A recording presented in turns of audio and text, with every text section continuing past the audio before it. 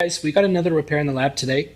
This is a Dell all-in-one computer, and for this service order, we're going to be performing a general cleanup and tune-up.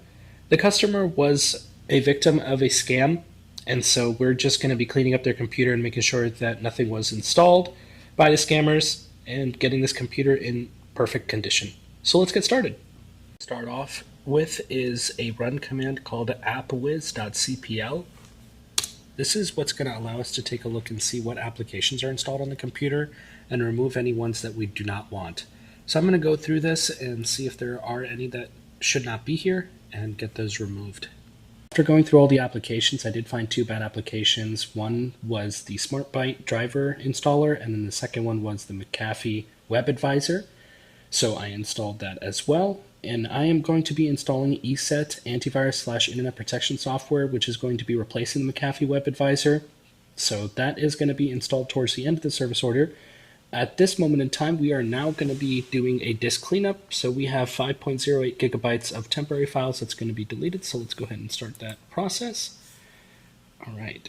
So we're just going to wait for this to complete, and then we are going to move on to the next step.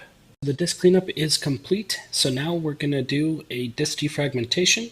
So let's go ahead and start it. And once this completes, I'm going to go ahead and proceed to the Windows updates. So before we get started with Windows updates, I did run our proprietary TDS MRI utility that allows us to perform any system optimizations outside of what I've shown in this video. So the computer is now fully ready to go, and we are now going to run Windows updates just to make sure everything is fully up to date. Now, one key thing to take note, we can do what's known as an optional updates. So we're going to go ahead and do those as well.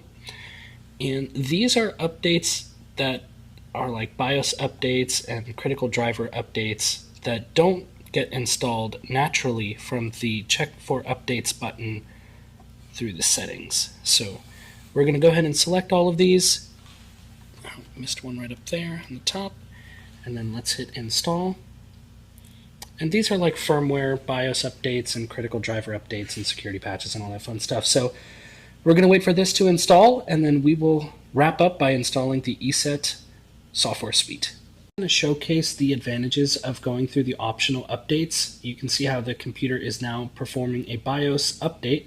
This is critically important for the computer to make sure that the basic input-output system is fully up to date to allow for the computer to have much smoother operations. The thing to keep in mind is sometimes you'll have one lingering update still left in the optional updates section, so it is always good to go back